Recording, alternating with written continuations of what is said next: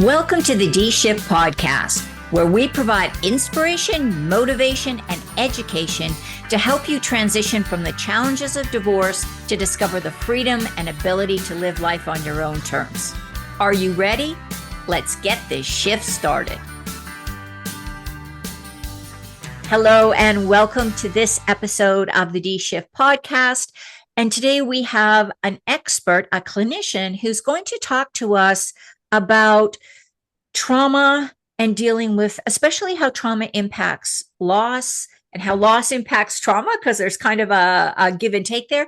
And also about how, we sometimes just think people should be able to move on from events in life. And that's not the case for a lot of people, and that can be a real difficulty. So I want to introduce you to my guest, Estefana Johnson. She is a clinician, a mental health clinician with over 20 years of experience in trauma and mental health care. She's worked in residential treatment, as a medical social worker, and in clinical leadership. And right now, Estefana is the director of clinical training at Arise Alliance Institute. And she utilizes a variety of really innovative treatment options, including something I've never heard of. She's going to talk to us about critical memory integration, or CMI. And she also is involved in the research of the use of psychedelics and advancing innovative and holistic, I'm going to say, healing-centered approaches. So, Estefana, welcome. Yes, thank you. Thank you so much for having me. And it's amazing to have somebody with your wealth of expertise in this area, because there's so much information about trauma out there. And, I think the word gets thrown around a lot and people don't necessarily understand the impact it has on potentially on their life, but on the lives of other people that they interact with. So before we get into all of that, can you tell us a little bit about what got you into this area of focus? Because this is a big area, I think, for people. Yeah, it is. It wasn't anything that I thought I would get into, honestly. I mean, growing up, clearly I had my own adversity, and at some point, the silly story is I ended up in my field because I was working at Montgomery Ward's selling furniture, not knowing what I was going to do with my life. And when it shut down back in, like, I think it was 2000 or 99 was when they announced, I put an ad out asking for a job with my picture in. Some lady asked me for a discount on a couch and gave me a job. And that's how I got into behavioral health. It's random, but almost like, what do they call it? Synchronicity. It just Yeah, said, yeah. hey, you don't know what you're doing. Here's your path. And I fell in love with the work. I fell in love with I think it was more a fascination and a desire to understand better Right. that that brought me in there. I didn't realize that also had to do a lot with like my own upbringing, my own experiences and wanting to heal from within. Yeah. So yeah, I just never would have thought that would have been my area of expertise. Yeah, it's kind of amazing. I ended up as a teacher, and that wasn't my first choice, but I became a teacher, and then interestingly enough, I ended up working as a behavior consultant in a psych hospital for 7 years. So, you just never know where life is going to lead you, right? You go down Yes. different paths. So Yes. let's talk a little bit about this whole idea of trauma. And I'm going to put you on the spot, Estefana, right off the bat. Can you sort of give us your working definition of what trauma is, and maybe what are Yeah. some things that people may want to look for if they think trauma may be affecting their lives?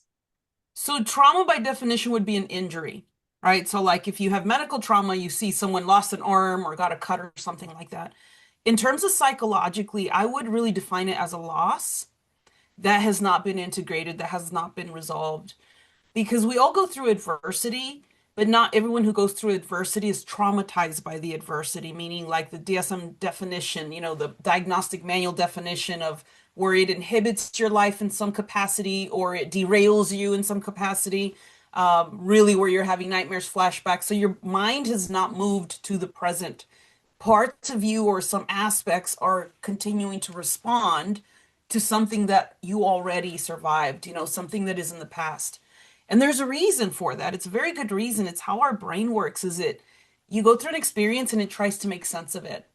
And so what happens is if you don't have the capacities to make sense of it, either because you need to be able to grieve or you need to be able to experience anger or whatever it is that comes with it, and for whatever reason you haven't allowed yourself to understand how to do that or move through that, or you're afraid to experience those things, then the experience gets stuck and it keeps replaying because the brain's trying to figure out what the heck happened and it keeps replaying, kind of like when you watch a show and it leaves you on a cliffhanger, and every time you see that, Yeah, actor or actress, you're like, wait, is this the next?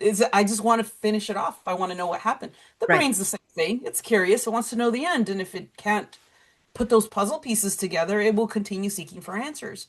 And because we're uncomfortable with what happened and we don't want to think about it and allow it to process, we seek alleviation. We seek, escape or anything but what we need to do. And Right. it's reconcile what happened. So can I ask you a question about that whole, and I really thank you for that clear definition too, because I think that really helps people who are listening and me too to be clear on, what the information is that you're sharing. There's I've heard a lot of talk about generational trauma. Is that Yeah. Oh, it's totally a thing. yeah, I believe it is a thing. I believe it is a thing. I'm just wondering, can you talk a How little does bit, that just a happen? little bit about that? Yeah. How does that happen?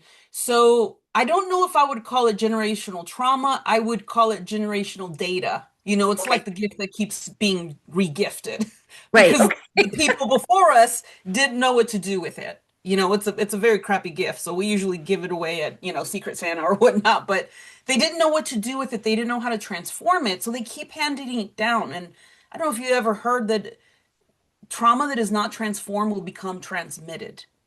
It becomes No. transmitted Yeah. through memory, right, in our DNA.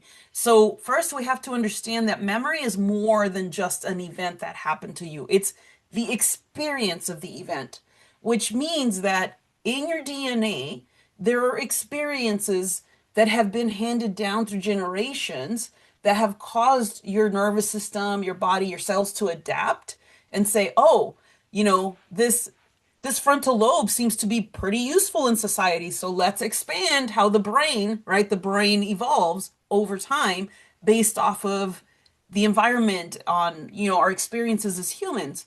Well, there's so much data that is passed down, and people can understand that. Well, yeah, I look like my great grandmother. Why? Where was Right. the information, the coding for your brown eyes or your blue eyes or your blonde hair or the red hair? Where did it come from? It's in the DNA. And just like that data is transmitted across generations, so is the data about survival, about what threats, exist in this world. And here's a fascinating thing. It's a little bit scary, but I'll tell you what can be done about it. The study of epigenetics is what it's called, epigenetics, and they're genomes, within us that can either be turned on or off. As we know, they do a lot of studies on rats. Hmm. And rats really love cherry blossom trees. They love the smell, they love climbing them, eating up the flowers. So they did this study with a set of rats and they traumatized them. They put some electric shocks or whatever underneath the cherry blossom trees, and every time they approached it, they get shocked or they get hurt. And so this set of rats, this particular group of rats, learned to associate cherry blossom trees and the smell of cherry blossoms with pain. So now instead of being attracted to them, they develop an aversion to them. So now they took that group of rats and they mated it with another group of rats that were not traumatized, that still have the genome for the love of cherry blossom trees.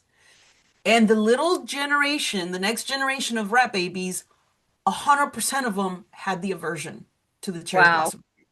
So they took that generation, mated them again with a generation that did not have the cherry blossom tree trauma, and 100% of that generation had the aversion. 7 generations down, all of the babies that were born from half from this group and half from that group continued passing on that data through their DNA. 7 generations. That's Is that amazing. Yeah. And you think, why? Because the pleasure of enjoying a cherry blossom is about living.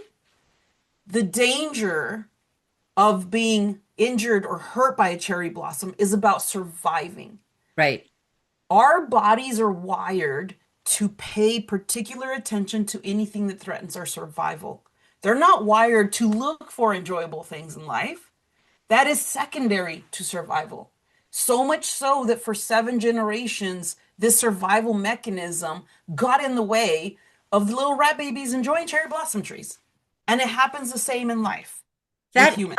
that is, I mean, that's kind of mind blowing. I've heard of similar experiments, and you can see why they don't do it on people. That makes sense. Well, You're I mean, horrific. Yeah, honestly, they had done some stuff, back when there was no oversight on research. There was a right. lot of, Yes, really there scary was. things that were Yeah. going on. Yeah. Yeah. But that really makes a lot of sense. And because and I remember this from some course I took somewhere along the way that, there was a reason that that had to happen because way back in the early days of human development, you wouldn't want every single person having to test out that saber-toothed tiger before they figured out, you Yes. needed to learn fast what elements in their environment to avoid, because if Yeah. not, a population would be wiped out. Humans So would be wiped out. It's yeah, like, oh, Sporg went and touched that, and then he just like slept forever. So maybe we shouldn't touch that if we don't want to exactly. Exactly. upset All the those rest. old Far Side commercials that you said. Yeah. So I do appreciate that. And thank you for sharing that. So let's talk a little bit about this idea of this what was it called now? Critical Memory memory integration. integration, Yeah. CMI. I think this sounds fascinating. I got to tell you, I Googled some stuff and I was reading it and I'm like, oh my gosh, I really want you to talk about this if you don't mind. So, share, the floor is yours. Go ahead. So I think if I was just to talk to like people who are not clinicians, right? And you think about therapy, oftentimes the conventional approach is for individuals to go in, you talk to someone, they explore the way you think, why you think that way, teach you new ways of thinking. They help you identify your feelings, and if there's certain feelings that are unpleasant, like teach you how to regulate those things. So, anger starts going up, you take some breaths or do something to regulate yourself. And all of those are fantastic management tools. They're not resolution tools because the resolution has to come at a deeper level, right? You have to go through the experience. Remember, I was speaking earlier about you go through an experience and you don't know how to, your brain's trying to make sense of it. So it's Right. like this puzzle piece that needs to fit in to the context of the rest of your life.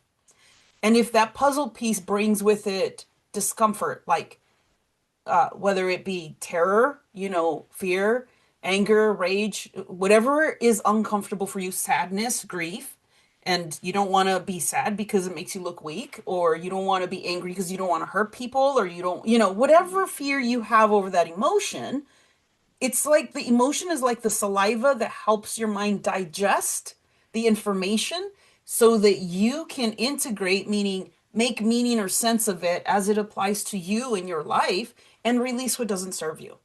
That's why I call it digestion. Unfortunately, where we get stuck is oftentimes our resistance to the experience itself. It's the denial. Right. This pain is too excruciating to bear.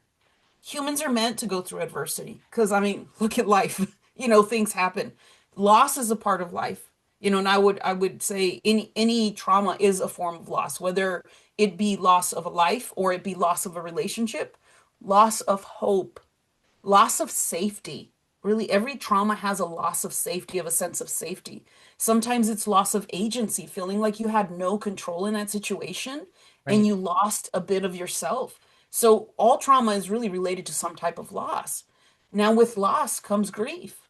With loss comes a reorganization of this desire to want to say, how do I avoid this from happening? And where people get stuck in loops is like I did everything I could to make sure it didn't happen and it still happened. Right. Right. So it's not about avoiding it happening externally, it's about going internally and not losing yourself to the experience. That's where the key lies. And this is what critical memory integration is teaching you, is to look for answers within, not outside of you. When you look for answers within, you're going to find the keys as to how to proceed forward. But if we are constantly fighting the reality of the external world, we will never discover the keys that are held in our internal world. That is where That. people get Yeah. blocked. Yeah. So with CMI, what we're doing, we're not sitting there and teaching you, hey, and these are all valid, helpful things. Is like if you tell me, hey, Steph, I have this issue with this, my partner or my ex-partner or whoever you're communicating with. Um, one of the typical approaches might be like, well, let's talk about how you word things or how you communicate things, what are you understanding about them? And that's all useful. But if inside of you, you have something related to an unresolved trauma, let's say when you were a child, there was abuse and you did not feel heard, then you're looking at life through that lens. And if you don't know that you're looking at life through that lens, it becomes really an uphill battle in trying to make sense of something with a partner or a friend or whoever that looks at life differently than you.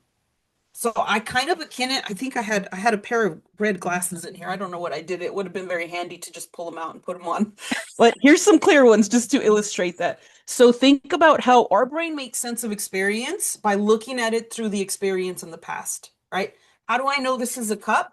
Because early on in my life, I was taught that this was a cup, and what you do with it is you sip from it, not stick it in your mouth the way babies first do before they learn what a cup is, right? They put Right. everything in their mouth until mom tells them, no, baby, that doesn't go in your mouth.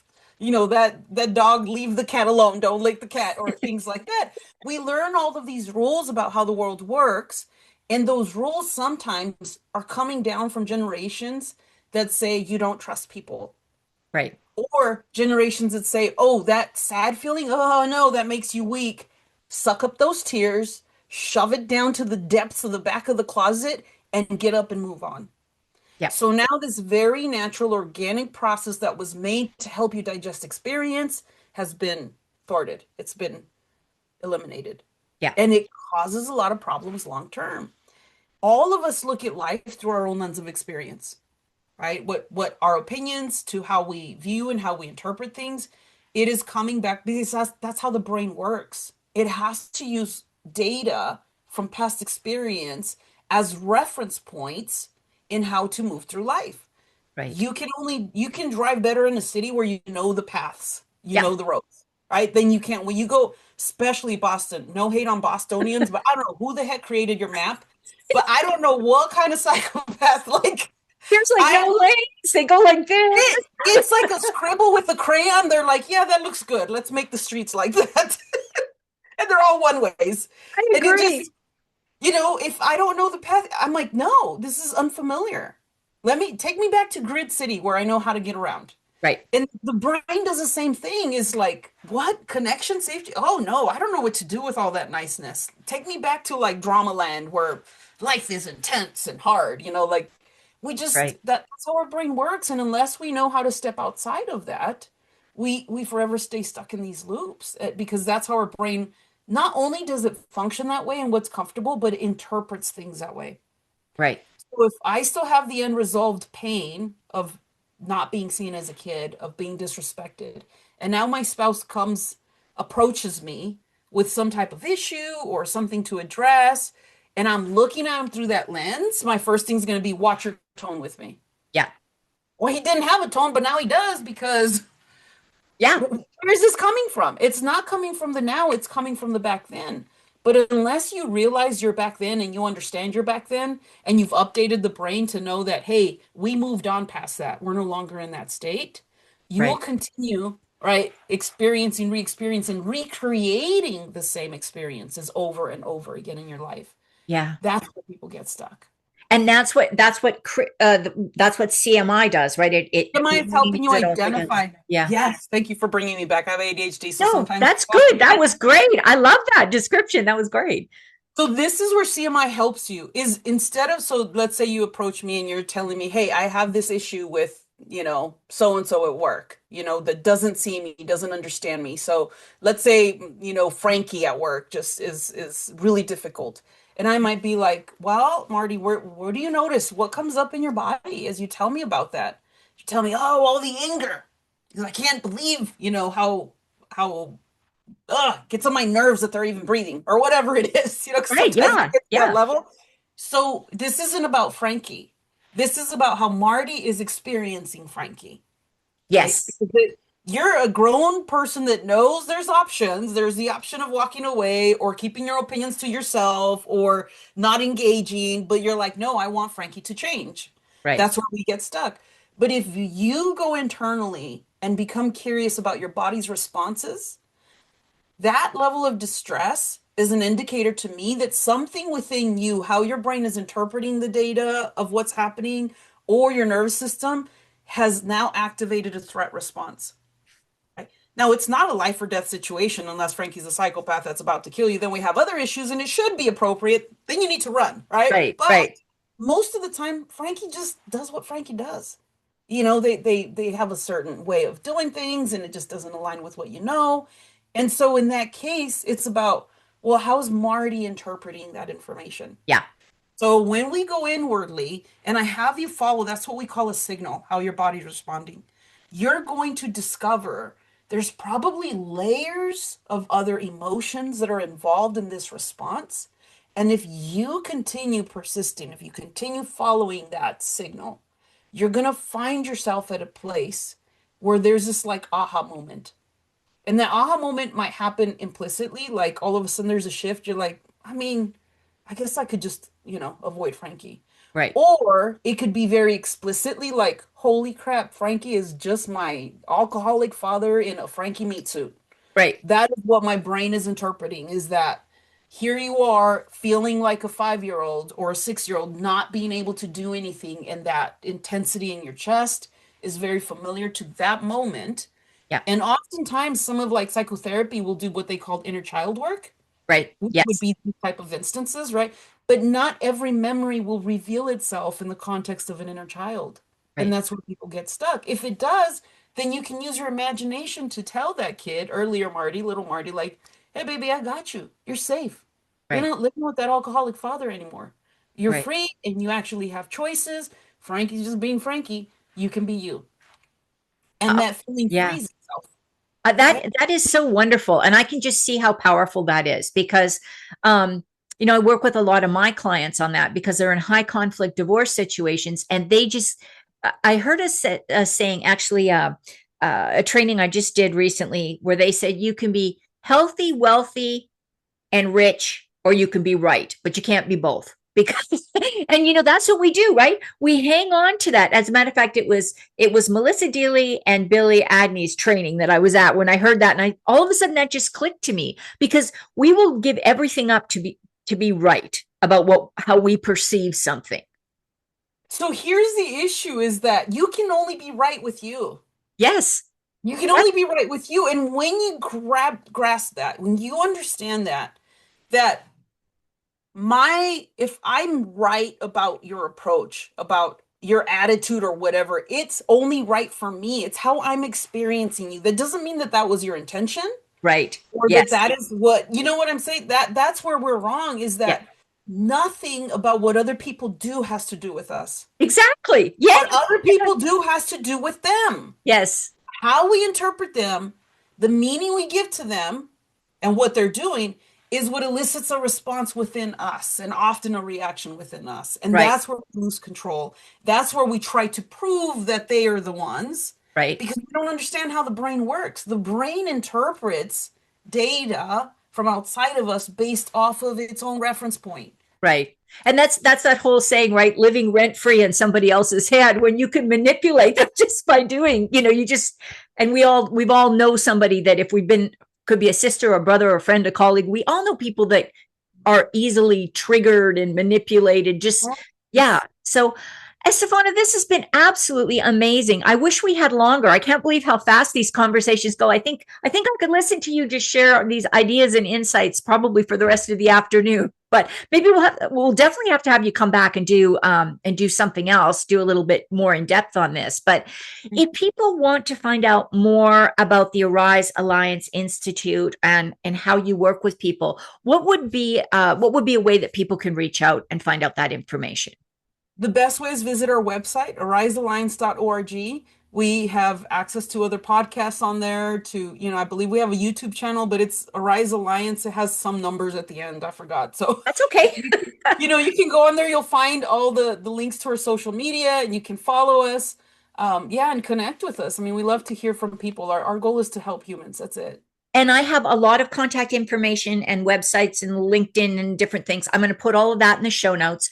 And I Awesome. usually ask this before I ask that where to get hold of you. But we've covered a wide range of topics here today. And thank you for being so flexible and following my down little rabbit holes there. But what do you think is the most important thing you'd like people to remember after hearing this podcast? Oh my goodness. The most important thing is, if I could tell you one thing, is that you are more powerful than you can even imagine. If you're only willing to look within, the answers are inside of you. You need to be curious. And if it's uncomfortable, find somebody to hold your hand while you do it. But go in there, go within. You're going to discover a freedom that you didn't even know was possible. Thank you. What an uplifting final message here. And Estefana, thank you so much for being here today and for sharing all your expertise and wisdom. Thank you. Thank you for having me. And I'd like to thank everybody for listening in to this episode of The D Shift. And don't forget to listen in to the next one. Thanks for listening and supporting the D Shift podcast. If you would like to attend live trainings by our amazing guests and have a chance to ask questions and get answers from our experts, join the D Shift crew. For more details and to sign up, head on over to www.divorcecoachforwomen and click on the podcast page.